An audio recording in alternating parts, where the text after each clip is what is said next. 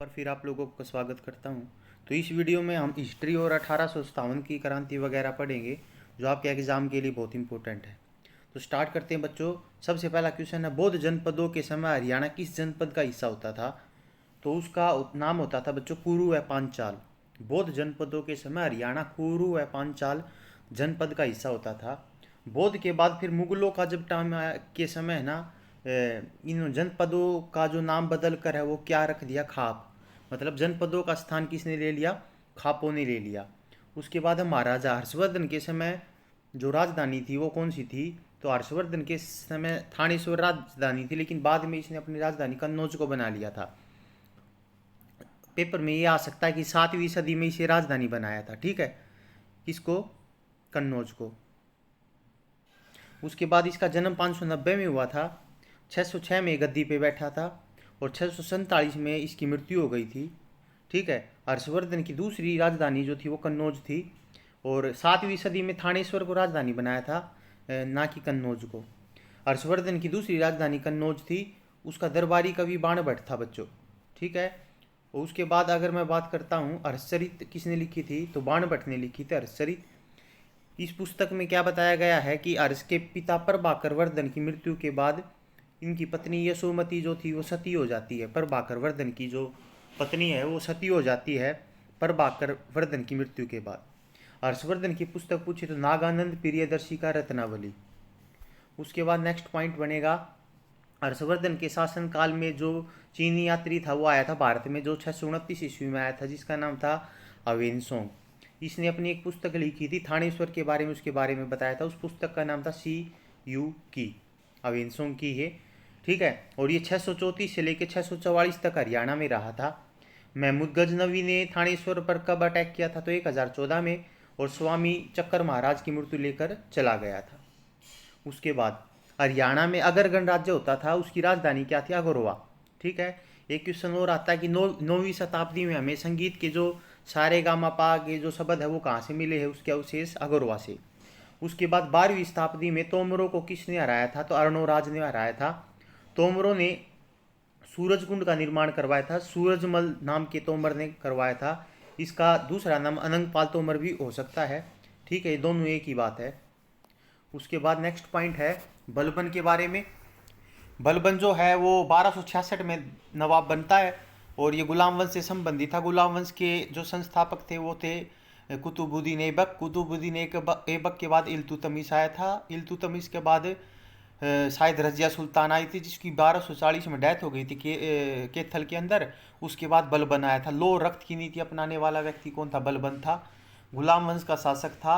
अपने हरियाणा से रिलेटेड इसके बारे में क्वेश्चन क्या आता है कि मेवों को नष्ट करने का प्रयास कब किया गया था? 1265 में, जिसमें बलबन हार जाता है। उसके बाद फिरोज शाह तुगलक, ये तुगलक वंश से संबंधित था। तुगलक वंश के संस्थापक जो थे वो गयासुद्दीन तुगलक थे। फिरोज शाह तुगलक इसने नहर वगैरह का निर्माण करवाया था। नहरों के निर्माण में योगदान है फिरोज शाह तुगलक के बारे में। हरियाणा से अगर पूछे कि इसने हिसार की, फतेहाबाद की और सिरसा में हरनीखेड़ा की स्थापना फिरोज शाह तुगलक ने की थी। फतेहाबाद इसने जो बसाया था अपने बच्चे लड़के फतेह खान के नाम पे बसाया था। जब ये जीत कर आ रहा था तब इसकी पत्नी ने बच्चे को जन्म दिया था, फतेह खान को। हिसार में गुजरी महल भी किसने बनवाया? फिरोज शाह तुगलक ने। लाट की मस्जिद भी किसने बनवाई? फिरोज शाह तुगलक ने। 40 हफीज का मकबरा भी किसने बनवाया? फिरोज शाह तुगलक ने। उसके बाद तैमूरलंग ने भारत पर कब अटैक किया था? तो 1398 में किया था। ये सिरसा से होता हुआ फतेहाबाद, यहाँ से फिर हिसार, फिर दिल्ली जा रहा था। जब ये ऐसा कर रहा था इस समय भारत में तुगलक वंश का शासन था। ठीक है, और तैमूरलंग जो था मतलब बाबर इसी वंश का था। तैमूर वंश का था बाबर। तैमूरलंग ने भारत पर अटैक किया 1398 में। ठीक है, बाबर तो मुगल वंश का संस्थापक था। ठीक है, लेकिन ये जो मुगल थे वो दो साइड से थे, माता की साइड से अलग थे, पिता की साइड से अलग थे। ठीक है, उसके बाद नेक्स्ट पॉइंट 1526 पानीपत की प्रथम लड़ाई होती है। लोधी व मुगलों के बीच होती है पानीपत का प्रथम युद्ध। बाबर व लोधी के बीच हुआ था पानीपत का प्रथम युद्ध। ठीक है, इब्राहिम लोधी के बारे में अगर मैं बात करता हूँ तो इब्राहिम लोधी का मकबरा पानीपत में है। बाबर ने युद्ध जीत लिया था और तुगलमा युद्ध नीति का प्रयोग किया था बाबर ने इसमें। काबुली बाग मस्जिद का निर्माण पानीपत के अंदर करवाया था किसने बच्चों? काबुली बाग मस्जिद का निर्माण करवाया था पानीपत के अंदर बाबर ने। उसके बाद 1556 में पानीपत का दूसरा युद्ध होता है, एमू और अकबर के बीच में होता है। और अकबर की तरफ, क्योंकि अब अकबर उस समय छोटा था तो उसकी तरफ से लड़ कौन रहा था? बैरम खां। फिर आखिरी में बैरम खां को मारा भी अकबर नहीं था। एमू के बारे में बात करता हूँ तो इसका पूरा नाम था हेमचंद्र विक्रमादित्य। रेवाड़ी से बिलोंग करता था। दिल्ली की गद्दी पर बैठने वाला अंतिम हिंदू शासक कहे तो हेमचंद्र विक्रमादित्य था। व्यापारी था ये नमक का, और 14वां विक्रमादित्य बोला जाता है इसको। और इसका मकबरा अगर पूछे तो पानीपत के अंदर है, ठीक है। और इब्राहिम लोदी का पूछे तो पानीपत के अंदर है इब्राहिम लोदी का, ठीक है। और काबुली बाग का बाबर ने निर्माण नहीं करवाया, इब्राहिम लोदी ने करवाया था बच्चों। और एक शेर शाह सूरी का मकबर पूछ लिया जाता है, वो सासाराम में है, ठीक है, बिहार के सासाराम में। उसके बाद नेक्स्ट पॉइंट,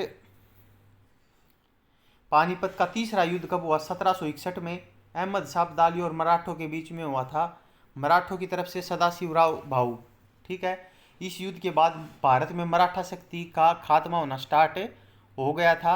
अगर आपसे कोई पूछे कि हरियाणा मराठों का दिन कब था? 1756-57 में। और फिर 1761 में तीसरा युद्ध के बाद इनका क्या होता है बच्चों? धीरे धीरे खात्मा हो जाता है मराठों का। काला अंब यही लड़ा गया था ये युद्ध, पानीपत का तीसरा युद्ध। हरियाणा पूरी तरह मराठों का दिन बता दिया मैंने 1756-57 में। हरियाणा अंग्रेजों का दिन कब था? 1809 और 10 में, ठीक है, पूरी तरह से। उसके बाद सूरजयजन गांव की संधि 1803 में हुई थी, और इस संधि के तहत हरियाणा को अंग्रेजों को सौंप दिया गया था। 1526 से 27 में बाबर ने जब अटैक किया, उस समय ताउडू का शासक कौन होता था? तो आंसर आएगा इसका जलाल खां, ठीक है, इंपॉर्टेंट क्वेश्चन है। 1857 की क्रांति में इस रियासत ने किसका साथ दिया था? अंग्रेजों का साथ दिया था। किसने? ताउडू ने, जींद ने और नाभा, पटियाला, ये सारी की सारी जो थी अंग्रेजों का साथ देने वाली थी। 1857 में पूरी तरह अंग्रेजों का साथ किस रियासत ने दिया था? तो वो दिया था जींद ने, ठीक है, सबसे ज़्यादा इसी ने दिया था, जींद ने।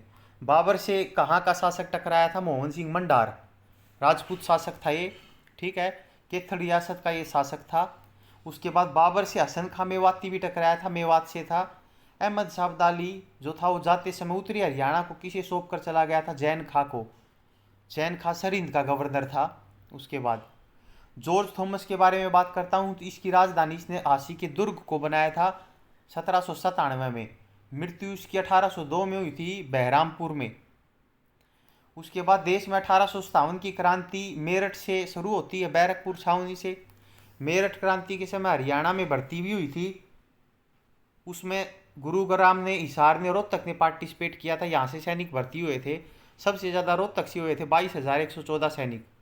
1857 की क्रांति हरियाणा में कहाँ से शुरू होती है? तो अम्बाड़ा कैंट से स्टार्ट होती है, और अम्बाड़ा कैंट 1843 में बनती है। उसके बाद 1857 की क्रांति रेवाड़ी जो है वहाँ से नेतृत्व किया था राव तुलाराम और इनके भाई गोपाल ने। ये दोनों अहीर भाई थे। रेवाड़ी को वीरभूमि कहते हैं, झज्जर को शहीदों का शहर कहते हैं, शहीदों का गांव तिगांव जो फरीदाबाद के अंदर है। राव तुलाराम अंग्रेजों से नसीबपुर में टकराया था, नारनौल से, नारनौल के अंदर है नसीबपुर, वहाँ टकराया था राव तुलाराम अंग्रेजों से। 1857 की क्रांति हारने के बाद राव तुलाराम कहाँ भाग जाता? अफगानिस्तान चले जाते हैं। राव तुलाराम का मकबरा कहाँ पे? काबुल के अंदर। 23 सितंबर को इनकी मृत्यु हुई थी, इसलिए हरियाणा अपना शहीदी दिवस कब बनाता है? 23 सितंबर को। उसके बाद 1857 की क्रांति में बल्लभगढ़ से किसने नेतृत्व किया था? राजा नाहर सिंह ने। बल्लभगढ़ का शेर था ये, अंतिम राजा था ये, ठीक है। अगर आप लोगों से कोई कहे राजा नाहर सिंह स्टेडियम फरीदाबाद में और नाहर सिंह वन्य जीव अभ्यारण्य रेवाड़ी में, और इनको 9 जनवरी 1858 को फांसी दी गई थी राजा नाहर सिंह को, और उसी दिन इनका जन्म दिन था, मतलब इसको फांसी दी गई थी इसमें क्या नाम है, चांदनी चौक पे फांसी दी गई थी इनको। और वकील था इनका R.M. कोहिनी। इनकी तरफ से वकालत किसने की थी? R.M. कोहिनी ने। उसके बाद 1857 में झज्जर से नेतृत्व किया अब्दुल रहमान खान ने। पानीपत से किया इमाम अली कलंदर ने, ठीक है। खरखोदा रोहतक से किया बिसारत अली ने। और रांगड़ समुदाय ने भी पूछ लिया जाता, रांगड़ समुदाय मुस्लिम समुदाय था, उसने भी खरखोदा से पार्टिसिपेट किया था। पटौदी से किया था अकबर अली ने, ये गुरुग्राम की रियासत होती थी उस समय। उसके बाद तोमर वंश की जानकारी मिलती है यश तिलिक चंपू से। बौद्ध साहित्य के बारे में मिलता है वर्णन दिव्य वदान में। अगर वह रोहतक का वर्णन भी मिलता है दिव्य वदान में। नुकुल दिग्विजय रोहतक का वर्णन मिलता है इसमें। उसके बाद हरियाणा के प्रमुख विद्रोह की बात करूं तो 1818 में छछरौली का विद्रोह हुआ। छछरौली का जो विद्रोह हुआ था राजा जोधा सिंह के नेतृत्व में हुआ था। ये मैं आपको बता ही चुका हूँ। 1756 में मराठों का अधीन था हरियाणा। 1803 में अंग्रेजों ने लिया था सूर्यजन गांव की संधि के तहत। ठीक है। उसके बाद रानिया विद्रोह के बारे में बात करता हूँ तो रानिया सिरसा में पड़ता है। और रानिया बसाया किसने था? राव वीरू ने। 1818 में जाबित खां ने नेतृत्व किया था रानिया विद्रोह का। रानियों का जमाना बीत गया तो रानियों को जमाना बीतने से क्या जाएगा? जाबित खां। उसके बाद 1824 किसान विद्रोह सूरजमल ने नेतृत्व किया था और ये 3 जगह से संबंधित है, गुरुग्राम, हिसार और रोहतक किसान विद्रोह।